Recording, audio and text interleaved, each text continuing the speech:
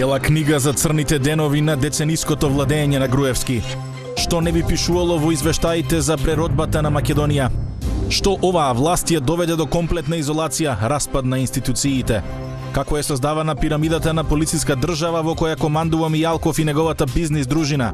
Што ја очекува државата по смената на власта? Премногу оптимизам во премал финансиски и демократски простор за политички маневри. Рецензија на Петар Гошев. Дали само смената на власт е доволна за новото време? Добро вечер. Политичар 40 години, нема што не бил. Од лидер до мандатар, пратеник, екс-гувернер, министер за финансии. Петар Гошев. Добро вечер и благодарам што дојдовте. Ми се чини дека нема податлив човек кој би можел да ги спои старото и новото ВМРО од постмодерна Македонија, би рекол, самостојна Македонија, со сите атрибути на партиското и политичкото владење и на лидерството. Но она што на почетокот ми е индикативно, а би било добро да го објасниме, феноменот на така реченото најдолгорочно политичко лидерство на владењето на Никола Груевски.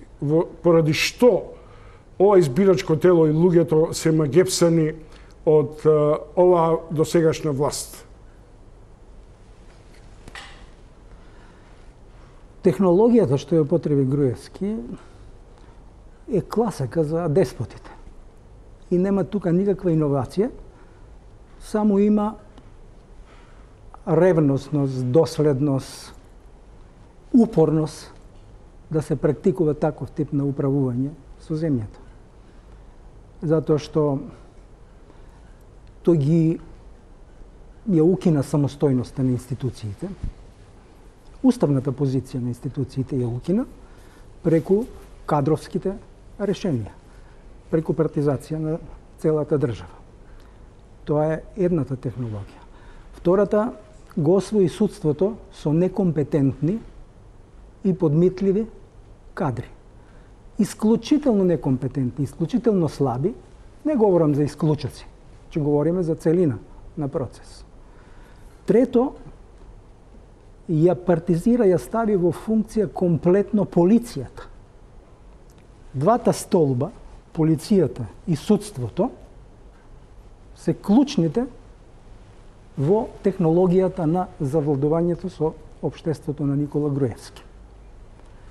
И се разбира, плюс медиумите, пропагандата, која што исто така класика кај деспотите, која што целосно ја стави под своја контрола, со мали оази, кои што прекосеа во овие 10-11 години, храбри новинари, кои што издржаат тешки, животни битки, екзистенцијални битки, зашто заслужуваат огромна честитка.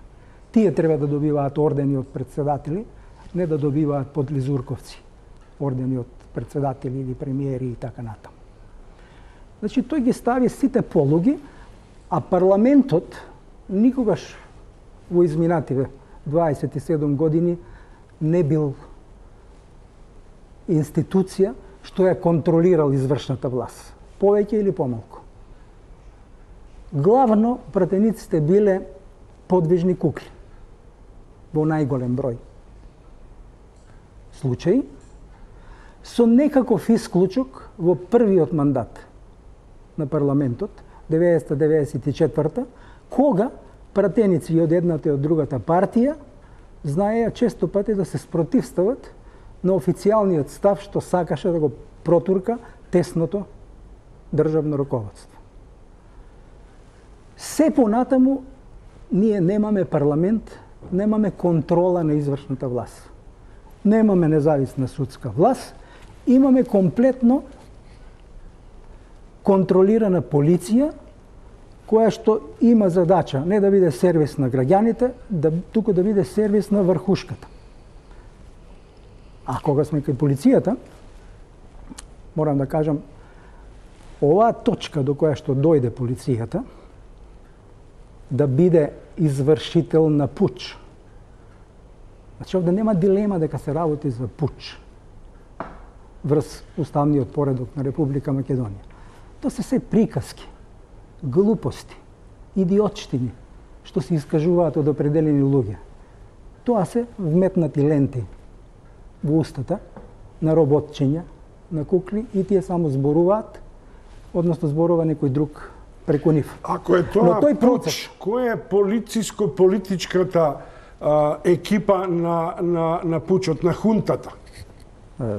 Се знае кои се организаторите на државниот удар, на суспензијата на уставот, на демократскиот систем. Тоа е Груевски со својот тесен круг. Тоа е раководството, извршниот одбор, целиот извршен одбор на ВМРО ДПМНЕ, со помош на сите овие полтронизирани нивни линии, од општинско до парламентарно ниво. А полицијата и судиите, судството, се главните инструменти за изведување на тој пуч. Со председателот, глупав колку што е, кој што им се вклучи и им се стави во како комплетна услуга. Да ги штити во крајна инстанца, без воопшто да размислува за него лично, за државата. И што со тоа ќе произведе и како на крајот тој ќе заврши лично. Значи, ние имаме класичен пуч. И ако некогаш пратениците на ВМРО ДПМНЕ во изминатите 11 години, да не говорам оној претходниот период, изговориле некоја вистина. Единствена вистина беше она кога скандира ова е пуч, ова е пуч, ова е пуч. Само таа реченица беше вистината во сите 11 години, зашто постојано добиваа напишани текстови со испризирани податоци, со лаги, со конструкции, со манипулации и така натаму. Меѓутоа, тоа беше полувистина, затоа што тие немаа огледало. Некои од нив се разбира, се многу свесни за улогата што ја играат на играчка на некои други, но ја прифатиле заради синекурите кои што ги добиваа од врвот на партијата или од нивниот лидер. Едноставно, поголемиот дел од тие немаат огледало да видат дека они се пучистите се они или они се инструментот на пучот, затоа што го блокираа демократски конституираното и формирано мнозинство во парламентот на Република Македонија. Тие дискутираат за повреда на правилникот. Гошев, од каде таа потреба за своевидна политичка и реална крв? Токму кај дел од оваа владеечка гарнитура. Да не забравиме на црниот пленум 24 декември истата политичка номенклатура беше иницијатор на бруталноста во парламентот. Таму веројатно не падна крв, но имаше повреди. Сега, без оглед колку тоа да изгледа навредливо за дел од групата или народот кој излегува на улица, пак ве враќам, која е таа моќ која може таа маса да изманипулира, да отиде на парламентот која е институција и која е синоним за државност? Прво, тоа не е никаква маса. Тоа е мала група на луѓе. Приказки се, флоскули се, замајување синтагмата народот сака. Кој народ сака? Добро, тоа сме го елаборирали. Народот и Милошевиќ го викаше и заврши на хак. Не, таа маса велите. Каква маса е тоа? 1000, 2000, 5000 луѓе. Општеството не се состои од 5000 луѓе, од 2000, од 10.000, од 20.000 и 50.000 да се соберат. Тоа не е народот. Тоа е манипулација. А таму има луѓе кои што се не ги разбираат процесите. Тие се искрено веруваат во лагата на манипулаторот, на конструкторот. Но добар дел од тие знаат за што се работи. Го прават секако тоа што знаат дека не е добро да го направат, затоа што тие бираат меѓу честа, меѓу образот, меѓу законот, меѓу интересите на републиката, тие ги бираат своите лични интереси, профитните извршења што им ги распоредил главниот организатор на ударот во Република Македонија од украдените пари и на оние што викаат да живее Фирерот. И од нивните пари. Бидејќи сите тие луѓе таму што учествуваат во така наречената толпа, терминот не е баш добар, но таа се претвора во неконтролирана маса, па затоа социолозите го употребуваат терминот толпа. Тие секој ден одат во продавница, купуваат производи. На сите производи ми плаќаат 18% ДДВ. Со тие пари што влегуваат во буџетот, тој ги подкупува нив. И со кредитите што ги зема од странство, и ги инструментализира за да обстојува на власт и да приграбува се повеќе богатство од земјата. И не само тоа, таквите луѓе добиваат страст не само да се збогатат, туку да управуваат со судбини на луѓето. Чекајте, сега да расчистиме две клучни работи кои политиколошки поимовно, па ми се чини и безбедносно ги нашнавте. Ако ова пуч и ако е тоа директно водено од полициско-политички структури, зашто мислам дека и Беса Арифи пишува дека ова своевидно злосторничко здружување на дел од верхушката на ВМРО ДПМН. Апсолутно. Зошто? Дали само заради аномијата на судството на председателот така натаму нема слух никој дека тие луѓе треба да одговараат. Не само насилниците и не само криминалците кои беа инструментализирани во оваа бескрупулозна пресметка со дел од владеечкото мнозинство. Значи, кај полицијата, да се вратиме. Полицијата, всушност, 2 пати учествуваше во своевиден пуч. Мини пуч, поголем, помал. Вториот е надграден. Првиот беше 24 декември 2012. Полицијата таму не смеше да влезе. Воопшто. Воопшто не смеше да влезе. Таа треба да го штити парламентот. Таа учествуваше во исфрлување на опозицијата. И тоа беше една мини представа за пуч. Ова беше комплетна представа, која што, поради повеќе околности, за кои што може да претпоставуваме, за некои знаеме, не се изведе до крајот, но сега полицијата учествуваше и со актери директни, со чинење и со нечинење. И за нечинење се одговара, бидејќи си по законот должен да правиш нешто за што си платен таму, и со чинењето на уфрлените структури меѓу демонстрантите кои што бараа крв од пратениците. И тоа е пуч. За мене нема никакви дилеми. И нивните казни треба да бидат сразмерно на таа квалификација. Сега тие брзаат и јавноста вели брзо да се изведат сторителите пред суд. За овој случај на Груевски му одговара брзо да се направи тоа. Затоа што ќе бидат казнети благо и ќе бидат казнети не баш вистинските, оние најочигледните тепачи.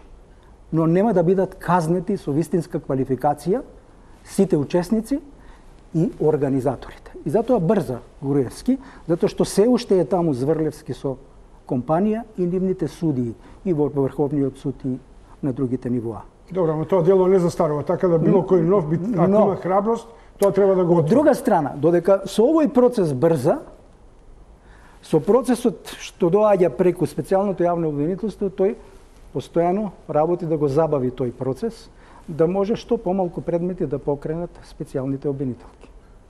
Значи, таа е тактиката што ја спроведува. Значи, тука нема брзање, затоа што ако се брза, одлучуваат самите тие за себе си. Вистинската одлука за санкции треба да стигне после промената на владата комплетно, после изборот на нова влада. После промената на раководните луѓе во МВР. После промената на јавниот обвинител и на сите што можат да бидат соодветно законот променети, после треба да следат вистинските одлуки во врска со одговорноста. Ако на овој начин се брза, ќе биде проблем, ќе ја избегнат одговорноста, многу луѓе што треба да одговараат. Ние слушнавме изјава од лидерот на Социјалдемократскиот сојуз дека планираат да направат комплетен реизбор во судството. Не сум сигурен колку е можно тоа. Не, за тоа повеќе подоцна мислам дека една друга изјава за овој контекст на ЗАЕФ е прилично индикативна, тоа е обидот за простување на Тоа го спомнувам само попатно за да кажам дека главната работа, тоа со судството треба голем ремонт да се направи, голема реконструкција. Огромна, во зависност колку ќе законските услови ќе овозможат и мнозинството во парламентот што ќе може да обезбеди, затоа што повеќе од тие закони се носат со двотретинско гласање, што ова парламентарно мнозинство го нема. Без промени во законите, не ја знам варијантата што може друго да се направи при чистењето на мафијата во судството. Но може да се направи многу, за тоа не се потребни 2/3, не знам, судови и така натаму, она што е багра собрана во Министерството за внатрешни работи, која се таложи уште од 1994 година. Затоа што од 1994 година двете големи партии употребуваа тепачи. Подземјето го институционализира како политички фактор. Подземјето го ангажира Божем како бранители, бодигарди и така натаму. Со тоа му стануваат должници, а тие потоа со притисоците бараа да се вдомат на работа во МВР. И тоа почна од 1994 година и го знаеме оној случај нели на Хард Рок, заради што се случи Хард Рок. А во 2003 на почетокот 600 луѓе беа примени одеднаш бранители кои што со пушка го издействуваа решението за вработување во Министерството за внатрешни работи, а во тие 600 имаше и добри луѓе. Добро, дело тоа беа лавовите, единицата која беше прилично експонирана во одбраната. Не, ние не знаеме, ако нема вистински критериуми за тестирање и за прием, ние не знаеме кој е добар, кој не е добар, но добро знаеме дека таму имаше многу уличари, многу багатмодни, многу луѓе од подземјето. А јас можам да ви кажам еден конкретен пример. Во Прилеп, во 2002 митингот, таму можеше кланица да настане заради подземјето Прилепско што беше организирано. И таму предводник беше еден Бабуле, наречен, кој што потоа погина од раката на рекетиран бизнисмен или дуќанџија, погина. Тие сите беа влезени во полицијата, заедно со полицијата го рекетираа цел Прилеп. Ја знаеме ситуацијата во Охрид, полицијата и подземјето. Ја знаеме ситуацијата што случуваше во Кочани, ако се сеќавате, полицијата и подземјето. Ја знаеме во Скопје кој влегува на работа во Министерството за внатрешни работи. Таму во Министерството за внатрешни работи треба комплетен ремонт, реизбор на сите. Затоа што Министерството за внатрешни работи не се оние 11.000 и не знам колку вработени таму што се. Таму се сите раководители, таму се сите полицајци, професионалци или наречени професионалци. И врз основа на политиката која што се води, тие действуваат комплетно спротивно на Уставот на Република Македонија. Прашањето на полицијата во овој пуч и на симбиозата со политичката елита. Во август 2016 пишувате за милитаризацијата на МВР. Како да го предвестувате овој хунтистички период и велите во рамките на општиот процес на суспендирање на уставноста на институциите, така нареченото киднапирање на државата од страна на владечката врхушка во земјата, се одвива опасен процес на милитаризација на полицијата. Тоа го имаме на дело. Ова е на дело. Апсолутно го имаме на дело. Јас таму извадив податоци. Буџетот на полицијата е речиси дупло поголем од буџетот на армијата. Така е. А претендираме да бидеме демократски и да бидеме претендент на НАТО. Господин Гошев, што мислите? Како ќе се гледаат низ политичката клучалка пратениците кои беа на одреден начин двигатели на насилството, кои отворија вратата за да влезе толпата, на сите оние кои вика народот ќе ви се случи, според она Милошевичка теза, еве се случи народот до степен на можноста од загинување на луѓе. Тие пратеници беа дел од толпата, тоа не беа пратеници. Тие се формално пратеници. И тие сносат огромна одговорност. Тие се во организаторите. Во кругот на организатори. И тие треба да имаат, за нив треба да има поголема казна, потешко дело квалификувано, отколку на некој од тие што влегува надвор и што не се пратеници. Значи тие се поодговорни таму. И тој вистински срам. Али во Македонија нема срам. Не постои. Изгубен е комплетно. Македонија е во тешка морална криза. Вие гледате како ова раководство, како тие пратеници, 24 часа лажат. Без престанок. 24 часа ја бомбардираат земјава со лаги. Го затапуваат општеството. Не враќаат во средниот век. Имаме постојано ширење на незнаење, на затапување од световната власт. И имаме постојано во истиот период голема интензификација на религијата во функција на натамошно затопување на нацијата. Гледате што прави религијата. Сакав да се осврнам еднаш на тоа прашање. Шетаат по улиците на Струмица. Носат икона од 1,8 метра висока, 1,3 широка. Таа била брзопослушничката, која што веднаш лекувала, од глуви веднаш слушале, од слепи прогледувале, од неми прозборувале. Пред тоа имавме од таа црква од врвот во Свети Димитрие. Отидоа премиерот и поглаварот да се чудат како плачала иконата. Дали е тоа социолошки симптоматологија на своевидното митоманство кое се развива во Македонија? Не култ, мит, каде што од една страна е култот на Никола Груевски внатре во партијата, синоним на политичкото владење, од друга страна е овој поглаварот на Само да Македонската црква. Значи, од една страна имаме 24 часа лаги, погрешни информации, неточни информации, спротивно третирање на феномените. Имаме школство кое што се политизира од основното образование. Од друга страна имаме црквата. Во Прилеп оној градоначалник, срам да му е, доктор, ги пушта дечињата ангели да шетаат по улиците. Во Струмица исто така. Улиците не се на верниците христијани. Улиците не се на верниците муслимани. Улиците не се на верниците католици. Улиците се на сите и на оние што воопшто не се верници. Оние што се верници ки си седат таму во своите цркви, во своите синагоги, во своите џамии и така натаму. Таму ќе ја практикуваат нивната приватна работа наречена вера. А не по улиците. Тоа е насилие. Ако вие децата ги вклучувате уште од предшколска возраст, во основно образование, им наметнувате религија, а тие не стасале во доба кога треба да го направат изборот. А изборот може да го направат кога ќе станат зрели, полнолетни. Потоа ќе се определат тие во што ќе веруваат.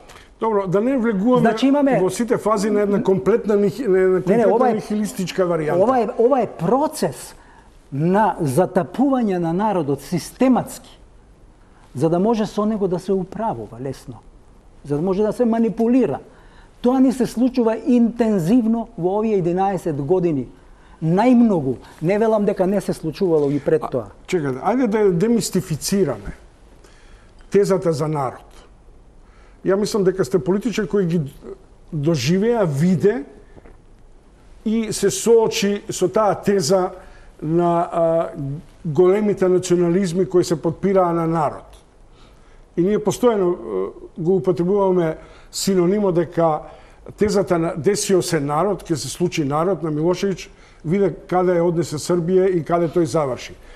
Денеска дека никој ништо не му може на народот и дека народот треба да решава. Мислам на граница во која Груевски се обидува преку народот да направи религиска и етничка поделба на Македонија. Народот треба да решава, народот не може да решава на улица, народот решава во институции преку своите представници и така натаму. Но за да може народот да носи правилна одлука, што секогаш е тешко, затоа што се работи за бројни стручни прашања, секогаш е тешко, и тоа не треба да се мистифицира исто така околу непосредната демократија, да не се оди во крајности и така натаму. Меѓутоа, за да може народот да одлучува, народот треба да биде точно информиран, доволно информиран, не излажан. А ако вие 24 часа го лажете, тој не може да донесе правилна одлука.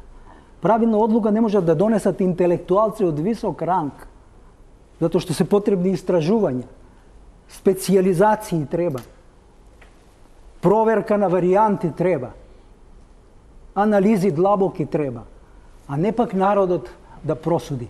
И вие 24 часа го бомбардирате дека тој има непријател дома, сите му се непријатели, ќе му ја земат државата, преку тоа што ќе дискутираме за употреба на јазиците или за знамето и така натаму. Тогаш, ако го убедат во тоа, народот ќе јаде знамиња. Нема да јаде на трпезата леп. Нема да има леп. Не само тоа, нема да има живот. Ќе произведат убиства. Затоа што таму има нахушкани луѓе и тие влегле во филмот дека некој навистина му ја зема државата. Тие влегли и почнуваат да веруваат во тоа. А многу од тие десперадоси, очајници, кои што имаат секакви животни проблеми дома, се ставени во улога на некакво значење. Они сега добиваат улога на бранители на земјата. Они влегуваат во филмот на фактори кои што треба да решат судбината на Македонија. Таа пропаганда, тоа им го втиснува во умот. И тука настанува замрачувањето, затемнувањето на свеста, на рациото. Рациото исчезнува и доаѓаат инстинктите на дело. И тие действуваат врз основа на инстинкти. Како дресирани животни. Тоа сака да го постигне оваа власт и работи 24 часа 11 години на тоа. Ако е тоа политичка анамнеза на актуелниот миг, јас би бил песимист дека заврши премрежата на Македонија со оваа власт и дека сега ни настанува еден регуларен трансфер или трансфер на власт и дека помирно ќе биде. Ништо не е завршено. Процесот е почнат и ќе има долга битка за нормализација на земјата по сите основи. Затоа што нема институција што не е срушена. Од здравство, школство, синдикати, граѓански организации, спортски организации, културни организации, институции. Нема ништо неразболено. Имаме една комплетна метастаза на канцерот и тоа многу лекови, многу борба ќе треба да се издржи за да може да почне општеството да се нормализира. И тоа ќе зависи, се разбира, од целата екипа и целото отрезнување и освестување на општеството. Дали постојањето на ВМРО, која сепак има некаква историска димензија во самостојна Македонија, или прашањето е кој тоа го урна митот на ВМРО во пост самостојна Македонија? Во услови кога тоа ВМРО сепак беше на оден начин стожер на идејата за самостојна Македонија. Каде е дисконтинуитетот меѓу Љупчо Георгиевски и Никола Груевски?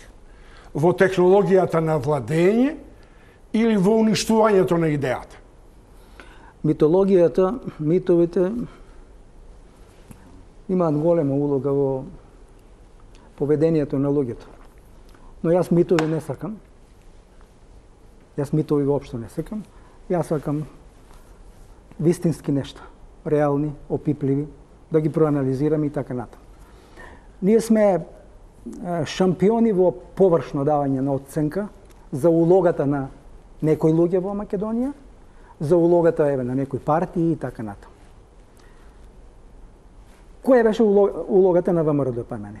Значи, јас имам морално право да говорам за тоа, затоа што јас бев на почетокот 90-те години, прво, ние го воведовме плурализмот без никој да ни врши притисок. Јас го водев последниот сек. Ние донесовме одлука за развластување на монополот, без да имаме демонстрации.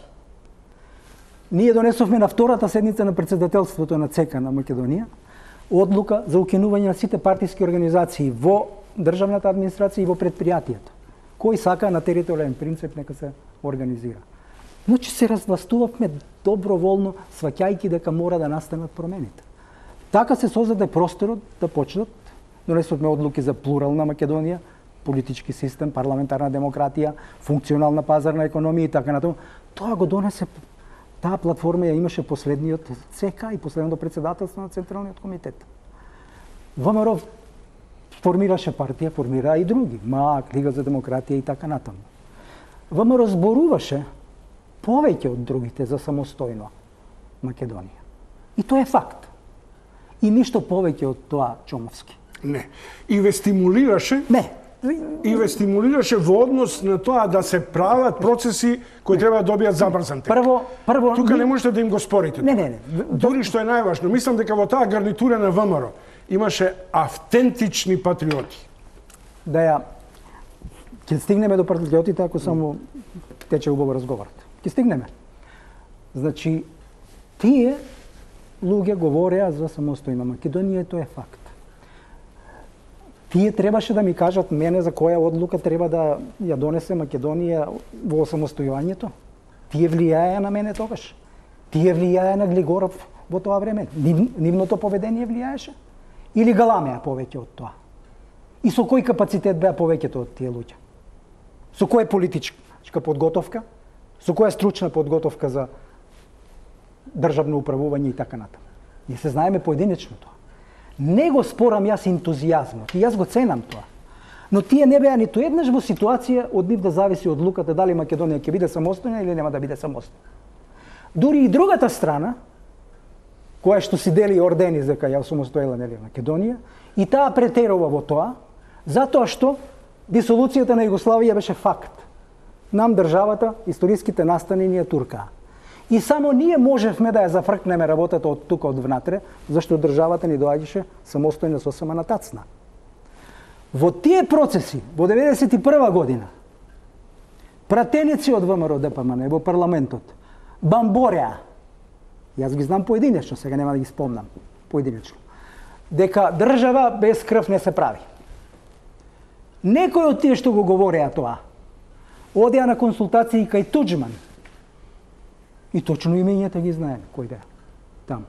Се враќаа од таму, се разбира на Туџман му треба судир да има и во Македонија, за да се ја зајакне позицијата кон Милошевиќ. Никој не тера, никој не напаѓа, тие сакаат да произведат напад. Дури полицијата за време на Клюсев направи гаф еден. Јас не сум го коментирал во јавно, себе прв пат го коментирам. Може би ќе се сетиш и ти. Заробија 10 војничиња. Украдоа оружје од една касарна. Ги знаеме државните секретари на јавна и државна безбедност од тоа време. Биле овде на разговори. Клюсев и тие, или преку нив, и уште некои други, го направија тој гаф. Командантот на оваа област, јужна овде, ги однеле во Велес. Сака судир да произведат. Со кој ум? А немам никаква потреба од тоа. Командантот на таа воена област му звони на Глигоров. А го знам непосредно од присутниот на разговорот. Му звони и го прашува председателе, што има ново? Добро е, нема ништо. Председателе, имате 24 часа да ги вратите 10 војници и оружјето од касарната. следниот ден беа вратени војниците и оружјето. Значи ти бара судир.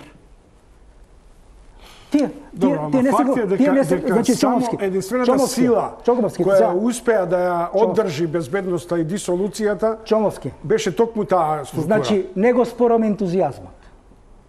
Тоа создаваше атмосфера. И од они први се сомневаа дали народот ќе гласа за самостојна Македонија. Па сакаа во парламентот да донесеме одлука. Не сакаа да се оди на референдум.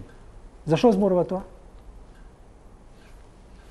Значи, тој период не го спорам ентузијазмот, искажаните ставови и така натаму. Во одлучувањето не одлучуваа тие, бидејќи имаат 37 пратеници и тоа е крај на приказката. Имаше други процеси што сакаа да се одвиваат побрзо, поинаку и така натаму. Тоа беше прашање на анализи што е подобро околу тактиката. Ја исто имав некои замерки на тогашните раководители, но тоа е друга поширока тема во врска со тоа. До 98 година ВМРО беше опозиција. Што правеше за државата? Ништо. Опозиција беше. Како опозиција, добро притискаше и така натаму. Имавме некои акции, го знаеме амбиентот каков беше во тој период. Во 98 година дојде на власт ВМРО ДПМН. Кога дојде на власт, како управуваше? Стана еден од најбогатите луѓе, нивниот председател. По собствено признание. По собствено признание рече дека не ги разбирал меѓународните односи после 20 години и не ги разбирал меѓуетничките односи. По свое признание. Па што разбирал?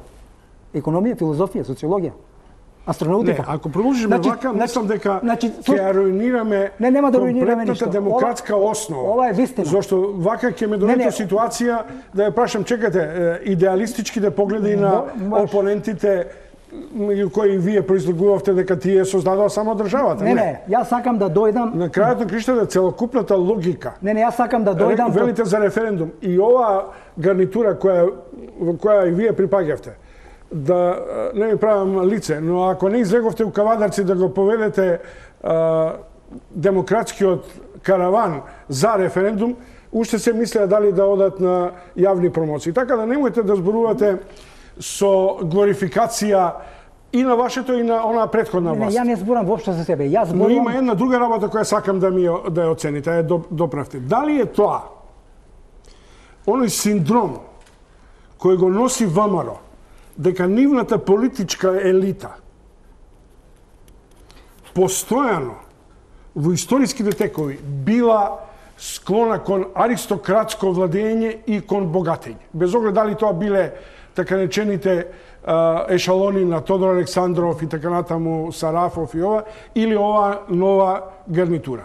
Чомовски, кога го почнав ова, мојата поента е, сакам да дојдам до тој излитен збор, посрамотен збор, патриотизам. Идејќи тие постојано врескаат дека се патриотите, постојано сите други се предавници. Тие се патриоти. Кога дојдоа на власт, крадеа безочно. Се случи 2001. Не ја превенираа. Добро, да запреме тука. Сега, поштувани гледачи, разговор со Петар Гошев, држете си го зборот, ќе дојдеме. Зошто ако правиме многу голема историски ремикс, ќе отидеме во други води, но не суштината е на Чомовски, анализа на оваа власт. Чомовски, не можам да прифатам арами да се представуваат патриоти и сите други да бидат анатемисани како предавници во државата и да го производуваат тој вештачки судир, да го хранат постојано и затоа Македонија е постојано во конфликтна ситуација. Интервју со Петар Гошев, ЕПП и се враќаме назад со генезата или рецензијата на тоа дали конечно е декомпонирана оваа власт, што би можело да се очекува и зошто ние се уште не можеме да се справиме со основите на политичко-хунтистичкиот упад во парламентот. Бела книга за црните денови на децениското владење на Груевски. Што не би пишувало во извештаите за преродбата на Македонија? Што оваа власт ја доведе до комплетна изолација, распад на институциите? Како е создавана пирамидата на полициска држава во која командува Мијалков и неговата бизнис дружина? Што ја очекува државата по смената на власта? Премногу оптимизам во премал финансиски и демократски простор за политички маневри. Рецензија на Петар Гошев. Дали само смената на власт е доволна за новото време? Поштовани гледачи, Гоше, да не влегуваме многу во малата и кратка историја на самостојна Македонија, зашто ќе влеземе во темелите на некои други историски дисциплини, дали сме античка, не античка и така натаму. Но, дали се возможни процеси на рехабилитација и на демократијата и на парламентаризмот после ова бескрупулозна игра во парламентот и на шеф на држава кој апсолутно стана фигура која не го почувствува билото на времето и можностите за некаква собствена државничка па и политичка рехабилитација. Јас не знам што терминот рехабилитација во случајот значи. Дека компромис не е компромис. Ако е тоа замена за оној термин помирување, добро. На тоа ли мисли? Не, дали воопшто самиот да се ослободи од овие стеги дека е како што некој го или ние го нарекохме фикус, продолжена рака на Груевски и така натаму. Нема никаква полза од него, тој ја заврши негативната улога, тој направи огромна штета, тој не може да направи ништо позитивно за Република Македонија и тој ќе остане една тажна приказка, една личност, една креатура која што за жал на сите во Македонија 2 мандата била председател на Република Македонија. Него го немаше ништо да направи корисно и кога дојде моментот, он прави се што е... Мисле дека Иванов е заложник или уценет? Не, он е прво и апсолутно неинтелигентен за таа функција. Апсолутно неинтелигентен за таа функција. За жал, он не разбира. Не разбира се што се случува и може да се случи од неговите одлуки. Он тоа не го разбира. И второ, дефинитивно не е честен. Значи, ниту честност има, ниту интелигенција за функцијата на која што се наоѓа тој. И тој ги произведува сега овие штети и тој им е сега главната сламка на овие бандити кои што со него сакаат да изведат државен удар комплетно и да прогласат воена состојба во Република Македонија, но за среќа помош имавме од таму кај што имаме цело време во за Република Македонија како држава и се разбира не сите луѓе ја лапнаа таа јадица и тие во сред акција се пресекоа, се најдоа чудо невидени. Што сега? Го видовме ние вечерта него кога се јави во 20:30 часот. Нему му течеа од сите ногавици. Само преку ликот. Ни со еден збор да не го осуди насилството. Не, тој беше, бидејќи тие имаа друг договор. Тој бил на линија со главниот Арамбаша од Виена. Што да прават? Како што бил Чавков на линија со главниот злосторник во Република Македонија. Очигледно се случиле работи кои што ги натераа да го пресечат тоа злосторство во кое што ќе имаше многу крв, уште повеќе крв, ќе имаше мртви. Дефинитивно. На крајот тие се разбира ќе завршат уште полошо. Јас пред неколку месеци имав прашања дали тие можат да направат уште таква и таква работа. Ако одиме по разумот не може да направат, ако одиме по својот разум, по нивниот разум може да направат, но мојот одговор беше ако сакаат уште кривични дела, ако им се малку овие што досега ги направија со корупцијата, со кршењето на човековите права, нека го направат тоа. За жал тие влегува во тоа. Тие сега за нив има уште редица кривични дела од највисок степен. Предавство. Има. Државен удар има. Дела. И тие едно честно судство ќе ги изведе без проблеми доказите за тоа. Затоа што се знае. Се е снимено. Комплетно. И тие влегува во тој процес. Нив не ги интересира состојбата во Република Македонија. Ги интересира само нивната кожа. Ајде го завршиме, Иванов.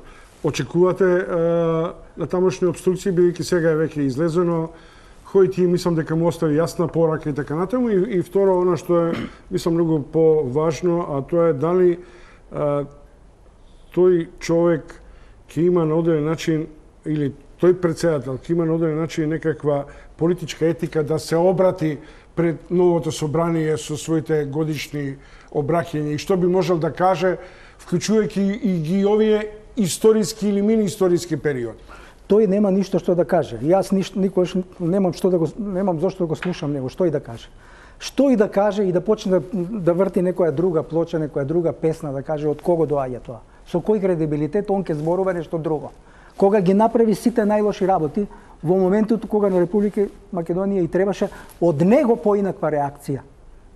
Што тој да зборува пред парламент? Јас гледам дека Социјалдемократскиот сојуз сака да ја изгледа и работата, сака дека со работка и со него и покрај се. Верувате во тезата на Липчо Георгиевски дека тој е последниот адут кој ќе го изнесе повторна аболиција да направи на оваа номенклатура? Се е можно. Јас очекувам дека обструкциите ќе продолжат од страна на ВМРО ДПМН. Лагите ќе продолжат. Битката за нивната кожа ќе продолжи на сите можни начини. Но истовремено се одвива процес на демонтажа на таа мафијашка организација што ја украде државата, како што напиша европејците во годишниот извештај за 2016 година. Значи, демонтажата е почната и таа ќе заврши со демонтажа, но опоравувањето на општеството ќе трае. Направени се големи штети во областа на економијата. Политичкиот систем е руиниран. Направена е голема штета во свеста на луѓето. Воведени се ретроградни процеси. Процеси кои што се иманентни за средниот век. Она што се случува во образованието. Она што пишува во книгите на учениците. Она што го прави нашата црква постојано во соработка со досегашната власт. Нашата црква е еден од најголемите клиенти. Ако зборуваме за клиентелизмот. Господин Гошев, значи штетите се огромни и тоа ќе треба време и тешка и упорна работа да се нормализира земјата. Економијата да се опорави ќе треба време. Капацитетот на економијата е за тој тип на белата или црната книга малку подосна, но да завршиме со ова. Како ја толкувате контраверзната и прилично двосмерно дочекана изјава на СДСМ и на Заев дека би им простил што се обидува да му убијат?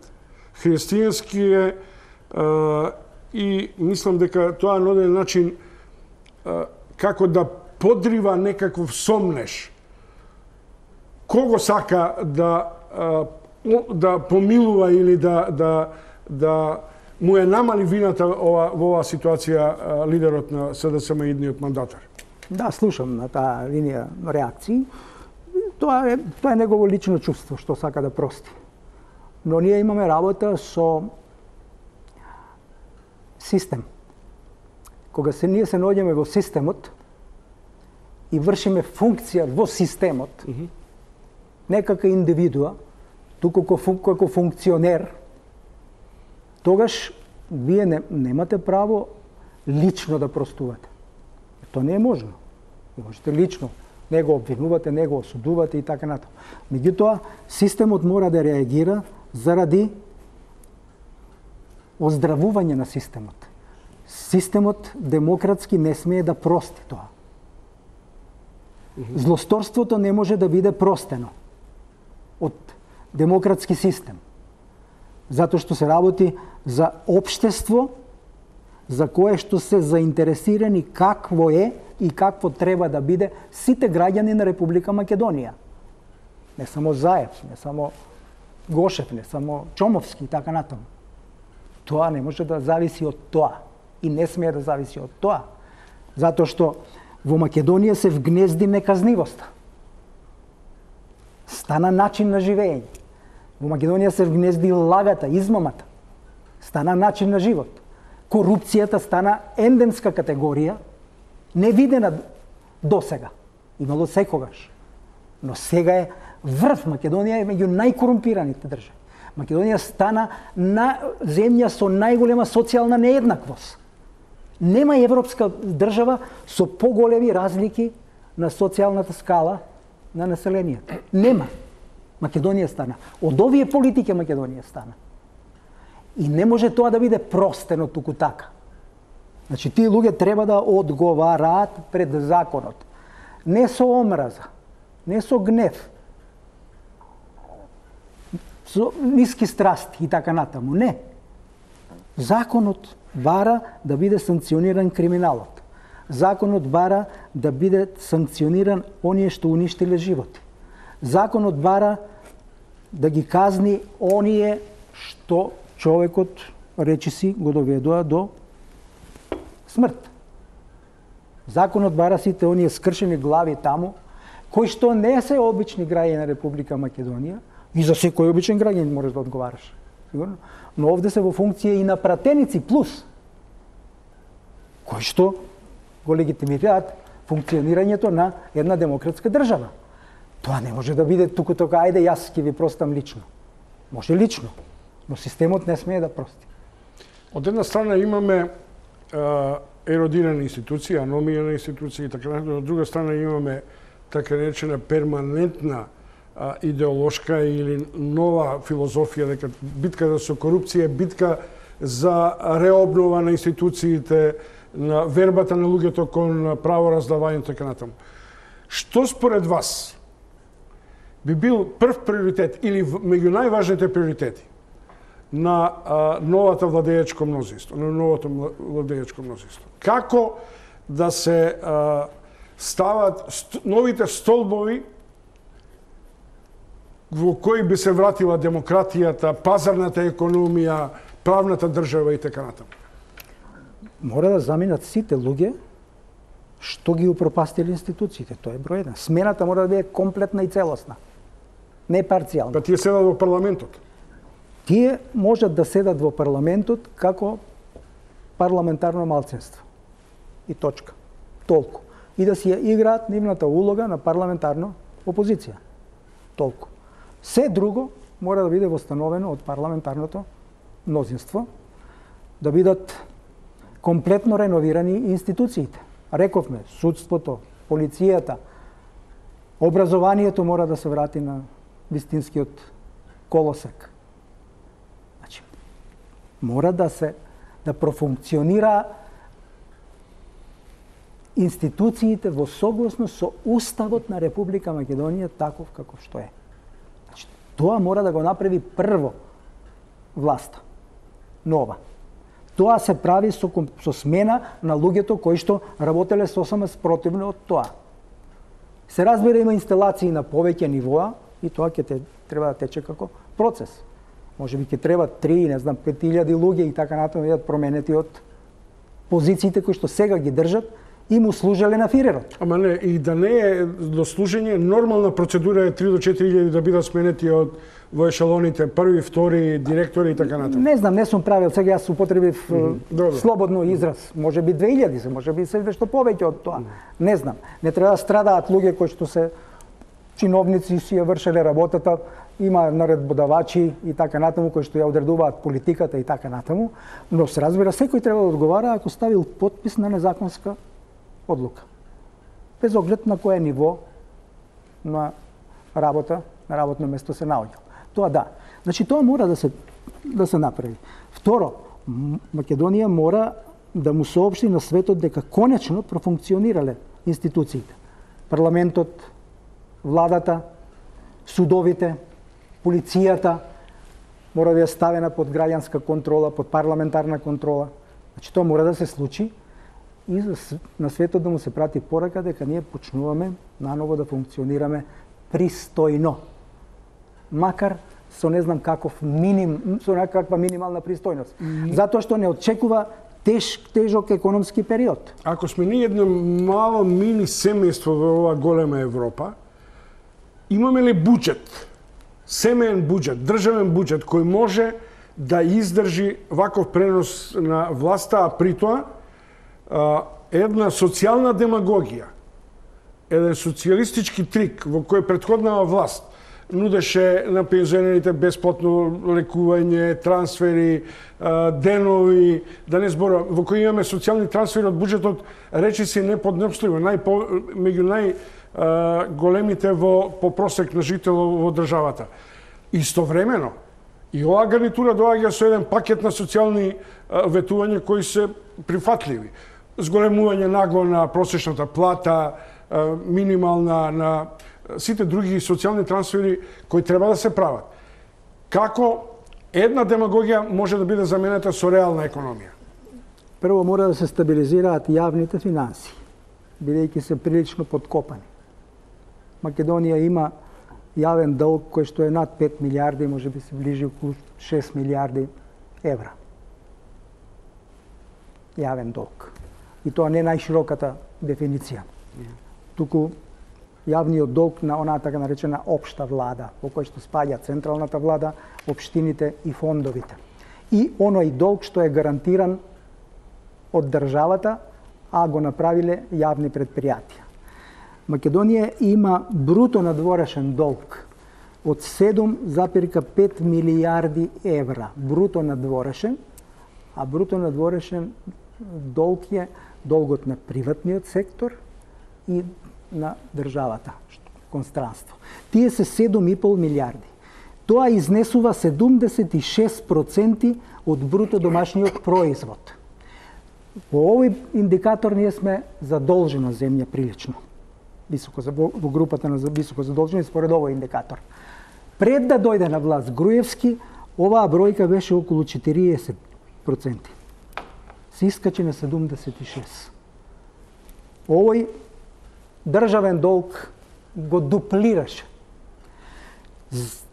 И покрај тоа што долгот е дуплиран, но сега има последици од тоа, бидејќи овој раст минимален, од кој што не сме задоволни, од кој што и покрај толкуте позајмици имате, не знам, 180.000 луѓе што живеат под прагот на сиромаштијата.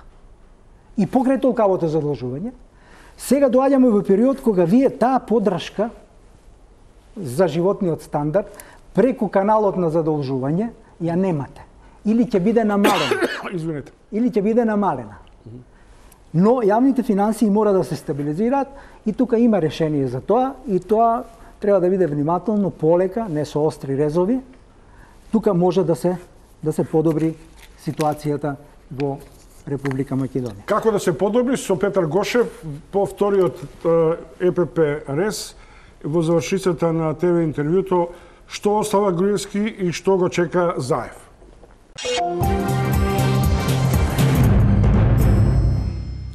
Петар Гошев со интервју во Топ тема што не очекува после заминувањето на власта на Груевски и доаѓањето на новото парламентарно мнозинство. Сега ќе се обидам да цитирам една твитер порака на познатата писателка и универзитетска професорка Јасна Котеска. Следат промени, претходните се заминуваат. Цивилизацијските епохи се циклични. Доаѓа ново време да видиме од што е направено. Трпение. Дали ова трпение е сепак еден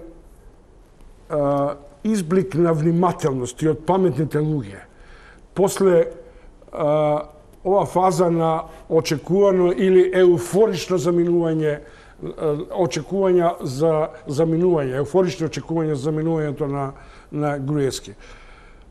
Или тоа народот обично го вика, ќе имаме ли пари за здравство, за пензии, за нови задолжувања, затоа што мислам дека буџетот е релативно декомпониран и дека без ново задолжување ние не ќе можеме да ја прегрмиме крајот на годината. Значи, зборот трпение, почитуваната Јасна што го потребила е апсолутно на место. Арно, ние 27 години им велиме на луѓето трпение. И тука е проблемот. А сепак, многу е опасно лесно ветена брзина. Бидејќи таа не може да се случи. Не може брзо да се исправат проблемите и ние наеднаш да почувствуваме благодет, затоа што економскиот развој не може туку така да скока со скокови од кои што ние веднаш ќе почувствуваме дупло поголеми плати, дупло поголем стандард и така натаму. И дека преку ноќ оние 180.000 луѓе со помалку од $2, не знам, дневно, дека за нив ќе дојде некаква посебна пролет и брзо. Тоа нема да се случи. Затоа што спомнав претходно, бруто надворешниот долг е 7,5 милијарди. Никогаш не бил толку, никогаш не бил скоро 80% од БДП, бруто домашниот производ, бил околу 40% пред доаѓањето на Груевски. А овој другиот долг од 22-3% Груевски го искачи на преку 50%, 55, 58, можеби кој ќе се утврдат сите долгови неизмирени обврски. Што значи тоа? Тоа значи дека еден канал позајмување на пари на стопанството и на државата, кој што се вбризгувале во економискиот живот и помагал за динамиката на економијата, сега ќе биде скратен со многу помали димензии. Не може со тоа темпо. И треба да се ослониме повеќе на зголемување на сопствената продуктивност и креативност во земјата. Буџетот прво мора да се стабилизира. Позајмување на кредити ќе има. Например, прво треба да се стопира растот, процентуалниот раст на долгот на јавниот во бруто домашниот производ. Ако изнесува сега реално 55%, Министерството вели 50%, ама крие податоци долгови, ако е 55 реално, прво треба да го утврди новата власт, која ќе дојде веднаш да поработи на тоа прашање, да се знае колку е. Да каже дека тие 55% повеќе нема да растат. Не да рече ќе ги намалиме веднаш на 50 или 45. Тоа би било многу лошо. Тоа би предизвикало контракција на економијата, кочење на економските. Него прво ќе рече дека овие 55 нема да ги зголемуваме. Тоа значи дека ќе може да позајмува, но ќе позајмува со раст помал од растот на бруто домашниот производ. Ако е економијата порасне за 3%, долгот не смее да биде, буџетскиот дефицит не смее да биде поголем од 3%, например, за да го зголемува долгот во релативни. Во апсолутни бројки ќе го зголемува, но во релативни, во проценти да не го зголемува. Ама тоа сега да им го објасниме на луѓето. Тоа значи дека ако се движиме околу таа фамозна 3%, дека ние не ќе можеме, односно оваа власт не ќе може да се задолжува повеќе од 200 до 250 милиони наспроти 3% на учеството на долгот во GDP-то. И тоа веќе не става во ситуација да мислиме дали тоа ќе биде доволно.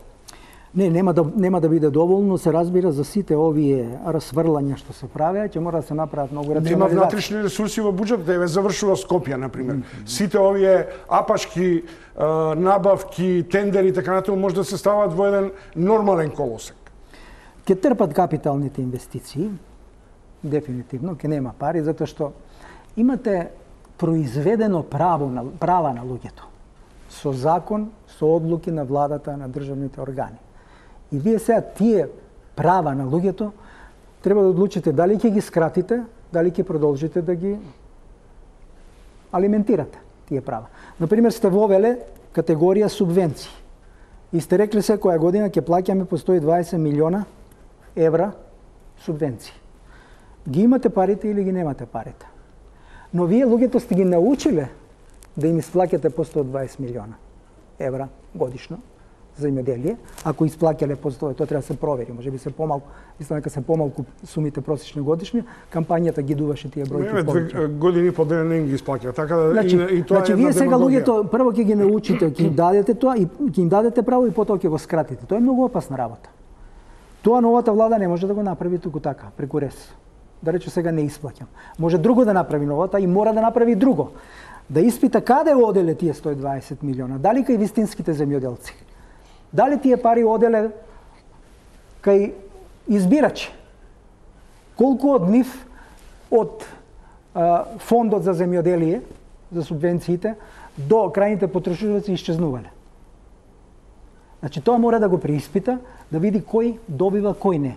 А тоа мора да го направи затоа што, ако се направи анализа, и ако владата на Груевски потрошила 600-700 милиона евра за субвенции од кога почна да ги дава 2008 година наваму комплетно и направите анализа дали пораснало земјоделското производство со тие производи кои што се давани, стимулирано е, субвенционирано и така натаму. Ако направите таква анализа, вие ќе видите дека таму имате намалување на производството. Тоа не смее да се случи. Тогаш целата политика ви е промашена. Вие сте давале социјална помош или сте плаќале категории на граѓани за да ги придобиете. Од тоа економијата немала никаков ефект. Затоа што увозот на земјоделски производи се зголеми у дефицитот. Во тој период кога вие најмногу сте давале. Значи, такви ставки има многу кои што треба да се преиспитаат, но мора внимателно за да не бидат оштетени граѓаните на Република Македонија. Во 2000, значи битно е прво да се стави црта на незголемување на процентот на бруто домашниот производ. Која влада ќе биде популарна ако се одважи на својден мораториум или на рестрикција на буџетските средства и буџетските потрошувачи? Нема мораториум, мора да ги враќа Македонија кредитите. Нема дилема, тогаш ќе имаме големи проблеми.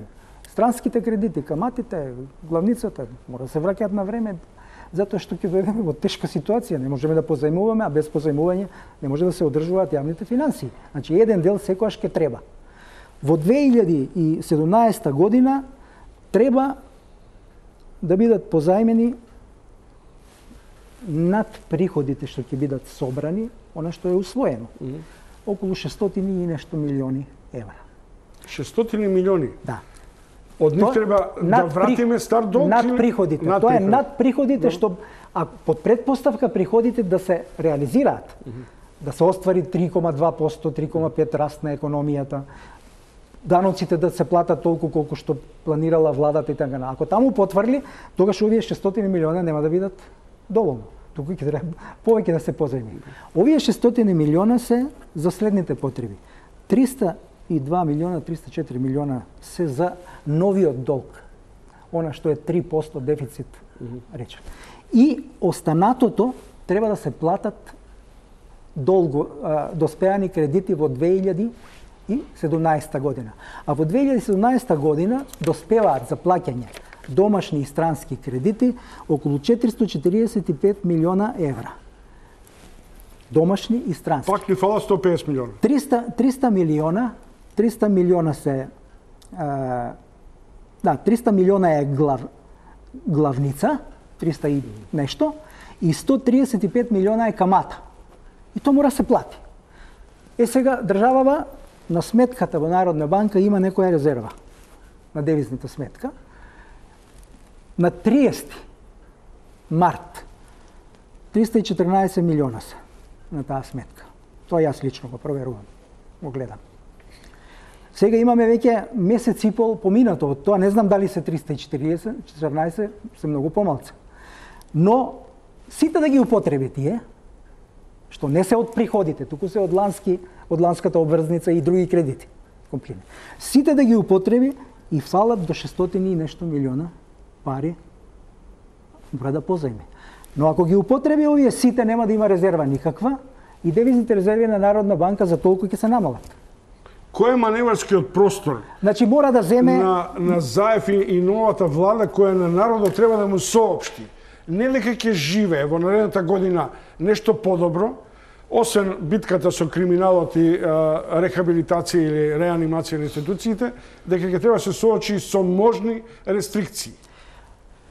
Новата влада треба да се биде искрен или да се настапува со демагошки изливи дека тоа може да се реши? Сите имаме различни стилови. Ја говорам она што како што мислам директно, кој му се допаѓа, кој се плаши, кој не се плаши, тоа е негова работа.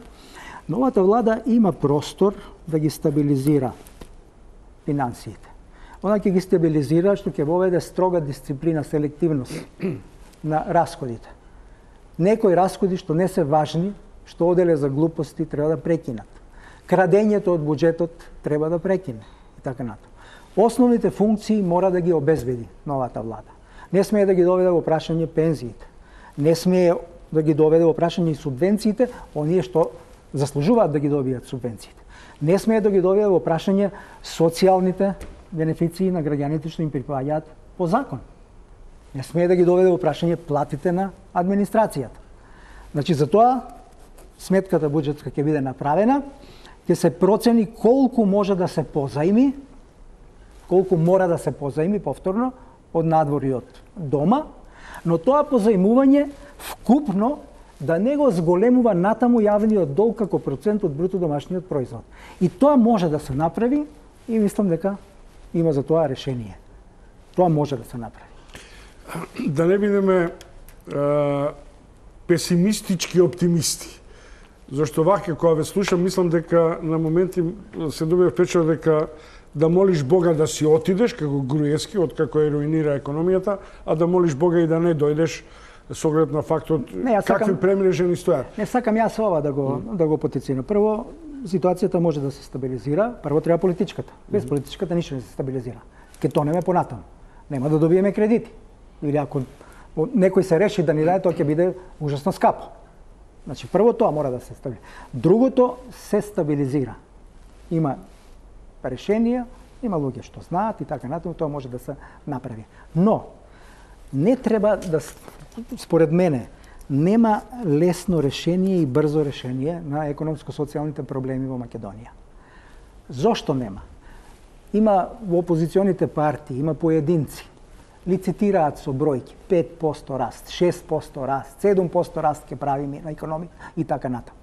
Тоа не е возможно ни со најдобро одбранениот тим во Република Македонија. Затоа што има потенцијал економијата во дадениот момент. Македонската економија во моментов нема поголем потенцијал од 4% раст. Дали е на тоа бруто домашниот трпение, производ? како што би рекла Котеска, или трезвеност, како што вие велите? Па трезвеност треба да биде трезвеност, треба да биде објективни, затоа што не може Македонија да почне со стапки од 7-8%. Можете во една година. Ќе позајмите 1 милијарда пари, ако ви ги даде некој, ќе ги бризгате во економијата, они ќе се искажат во бројките на бруто домашниот производ, ќе влезат во потрошувачката и така натаму, и вие таа година ќе направите и може да има уште некој одложено дејство плюс, не знам, пола година, уште година евентуално, но ако немате потоа зголемена продуктивност на капацитетите, на работната сила и на капиталот, на машините и така натаму, на технологијата, вие следната година не можете да го одржите тој раст, затоа што ви треба нова милијарда да позајмите, а тоа билансите вас не ви го возможуваат. Господин Гошев, значи, сакам да кажам, полек, постепено, растот може да се зголемува. И има историски податоци, кои што кажуваат, ама за тие што ги читаат. Во изминатите 27 години, Македонија има просечна стапка на раст од 1,1-2. Не. Близ, реалната е околу 1, нешто. Не е ни 1,5, под 1,5 е реалната. Во 27-те години, ги вклучуваме и оние години кога паѓал бруто домашниот производ, кога сме имале -3, -5, -7, распоредено на 27 години, ние сме растеле со 1, нешто и сме го достигнале доходот од 90-та година, дури во 2003 и 2004 година. Па тек потоа почнало да расте. Ви благодарам што бевте гостин. На крај од Петар Гошев, човек кој е осведочен на политичките процеси во Македонија, дали смената на власта е она очекувана терапија која сите ја посакува, но и повеќето од сегашните актуелни опозиционери не сака да ја дадат. Дали таа смена ќе биде реална и објективна? Кога зборам реална и објективна, дека сепак има и промени во општественото ткиво. Паѓањето на Груевски и неговата тајфа на тоа злосторничко здружение. И тоа треба така да биде санкционирано од нашиот уставен систем. Самото паѓање ќе донесе големо олеснување. Ќе биде прекинат процесот на полицизација на Македонија, на деспотизација на Македонија, на фараонизација на Македонија, на заплашување на луѓето, на заплашување на бизнисмените, на превземање на фирмите на бизнисмените по волја на оние 3-4 големи олигарси во Република Македонија што ги знае цела Македонија. Значи самиот тој процес треба да доведе едно олеснување, да се ослободи иницијативата на луѓето. Луѓето работат кога се слободни. Луѓето работат и планираат да инвестираат ако гледаат дека има стабилност во земјата. Сега сите се воздржани, не инвестираат. Чекаат. Сега сите се мислат дали да стават пари во банката или да не стават пари. Ако ги стават во банката, дали да стават во денар или дали да стават во девизи. Луѓето се преокупирани. Каде да сокријат некоја заштедевина, бидејќи мислат кој знае што ќе дојде. Во таков амбиент нема економија. Во таков амбиент ниту странци може да доаѓаат и да останат, ниту домашните, бидејќи странците нема да не развијат нас. Еве имаме конкретен пример од 10 години. Колку помогна тоа? Домашниот потенцијал може да се ослободи само во демократија и слобода. Ако јас не мислам дека Груевски со неговиот апарат таму на инспекции, партизирани и политизирани, пред секој избори ќе сака да ми ја затвори фирмата или да ми изрече глоба што не можам да ја платам, со што би ми се затворила фирмата, затоа што јас не сум нивни поддржувач. Петар Гошев, ви благодарам. Поштовани гледачи, тоа беше топ тема интервју со политичарот и, би рекол, хроничар на политички случаи на Македонија во изминативе 40 години. Пријатна вечер, утре сте со Снежана Луперска Солзак.